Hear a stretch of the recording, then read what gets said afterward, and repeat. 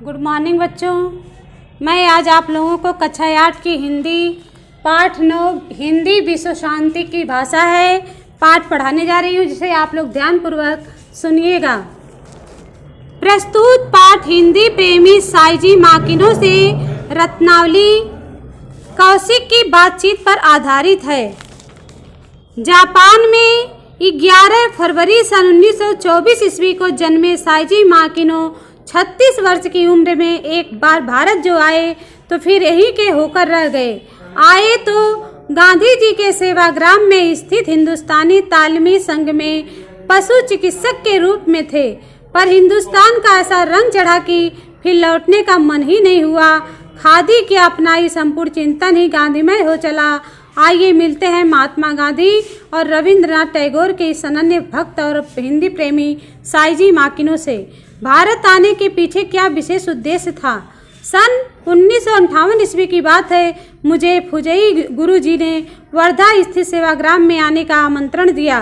वे सन 1931 ईस्वी से गांधी जी के सहयोगी थे और सेवाग्राम में ही रहते थे। यहाँ एक पशु चिकित्सक की आवश्यकता थी। सोचा कुछ साल के लिए भारत चला जाता हूँ। आज 45 वर्ष होने वाले हैं। अब तो भारत ही मेरा घर है। बाद में फुजई गुरुजी ने ही मुझे रविंद्रनाथ टैगोर के पास शांति निकेतन भेजा। शांति निकेतन में गुरुदेव के साथ रहकर जीवन का अर्थ और सोच की धारा बदल गई। हिंदी सीखने और पढ़ने का सिलसिला कैसे शुरू हुआ? अप्रैल सन 1959 ईस्वी में पंढरपुर सर्वोदय सम्मेलन के बाद विनोबा जी ने मुझसे कहा कि मैं सेवाग्राम लौटकर हिंदी सीखना प्रारंभ करूं, और मैंने हिंदी सीखना आरंभ कर दिया। उन दिनों सेवाग्राम के प्रेसिडेंट आर्यना कम हुआ करते थे। उन्होंने आगरा के एक अच्छे हिंदी शिक्षक को मेरे पास भेजा। मुझ जैसे विदेशी के लिए हिंदी सिखाना बहुत मुश्किल काम था। मुझे खराब उच्चारण के लिए बहुत डांट पड़ती थी, पर धीरे धीरे मैंने हिंदी बोलना और पढ़ना सीख लिया। मेरी पत्नी युकिको को, जिसे सेवाग्राम में सुजाता नाम दिया गया था, हिंदी सीखने के लिए वर्धा राष्ट्रभाषा प्रचार समिति में भेज दिया गया। 6 महीने तक हॉस्टल में रहकर हिंदी पढ़ती रही। शायद जापानियों में वही हिंदी की सर्वप्रथम छात्रा रही हैं। सेवाग्राम में रहकर तो आप चरखा चलाना भी सीख गए होंगे। सेवाग्राम में गौशाला में इतना काम रहता था कि चरखे की तरफ ध्यान ही नहीं जाता था। आज मैं चरखे के महत्व को समझ सकता हूँ, बल्कि आज के युग में फिर से चरखे के प्रचार और प्रशिक्षण की आवश्यकता महसूस करता हूँ। गुरुदेव टैगोर का साथ और शांति निकेतन का वातावरण आपको कैसा लगा? गुरुदेव के व्यक्तित्व और शांति निकेतन के परिसर के प्राकृतिक सौंदर्य ने मुझे इतना आकर्षित किया कि मेरा कहीं जाने का मन ही नहीं करता था। हिंदी भवन के सामने वाले छात्रावास में रहकर केवल पढ़ता रहता था। शांति निकेतन का परिवेश इतना शांत था कि पुस्तकालय में बैठे हुए आप घड़ी की आवाज़ स्पष्ट सुन सकते थे। मैंने भी पवित्र भूमि शांति निकेतन को अपने जीवन साधना का आधार बना लिया। समझ नहीं आता कि गुरुदेव के व्यक्तित्व ने वातावरण को इतना सुंदर बना दिया है, या इतने शांत वातावरण ने ही गुरुदेव जैसे महापुरुष की रचना की। जो भी हो, जमाना कितना भी बदल जाए, पर शांति निकेतन की भूमि में विश्व की तमाम संस्कृतियों को समाये रखने की क्षमता हमेशा रहेगी। यहाँ की प्रकृति स्वयं यहाँ की पुरानी कहानियाँ सुनाती रहेगी। इसी भूमि में मुझे पंडित हजारी प्रसाद द्विवेदी जैसे महानुभावों से शिक्षा और प्रेरणा पाने का अवसर मिला। ये बताइए कि आपकी हिंदी यात्रा की शुरुआत कैसे हुई?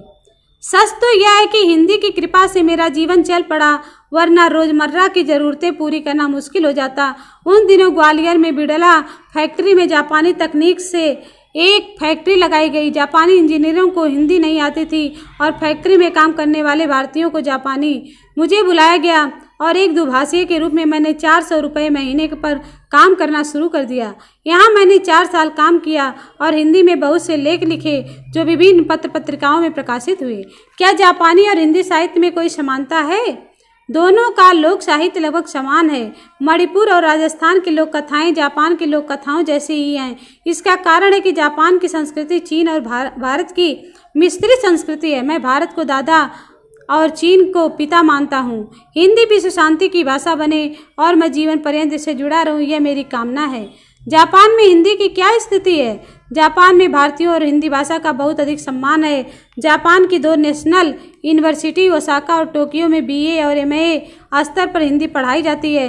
भारत के लिए गौरव का विषय होना चाहिए। यहाँ के लोग भी जापानी सीख रहे हैं। पहले यहाँ सिर्फ सर्टिफिकेट डिप्लोमा कोर्स था, अब BA कोर्स भी है और हर साल बहुत लोग BA की परीक्षा में बैठते हैं। मेरा यह मानना है कि भाषा देशों को भावना के स्तर पर जोड़ती है। जापानी भाषा में संस्कृत के शब्द भरे पड़े हैं। उन दिनों बांग्ला भाषा में जापान में जोर पकड़ रही है, क्योंकि कोलकाता एशिया का दरवाज़ा है। एक समय में सबसे ज़्यादा जापानी कलकत्ता में ही रहते थे, अब तो पूरे देश में बिखर गए हैं। जापान में और कौन विशिष्ट लोग हिंदी सेवा में रत हैं? प्रोफेसर दोई ने टोक्यो विश्वविद्यालय में हिंदी विभाग की स्थापना की। वे बहुत अच्छा काम कर रहे हैं। प्रोफेसर तोशियो तनाका ने भीष्म साहनी के तमस का जापानी में अनुवाद किया है। प्रोफेसर कोगा ने जापानी हिंदी कोश की रचना की है। उन्होंने गांधी जी की आत्मकथा का जापानी में अनुवाद भी किया है। इसके लिए उन्होंने गुजराती भी सीखी। प्रोफेसर मोजोकामी हर साल हिंदी का एक नाटक तैयार करते हैं। उनका मंचन करने के लिए भारत आते हैं। प्रोफेसर साकाता ने भी हिंदी साहित्य पर बहुत काम किया है।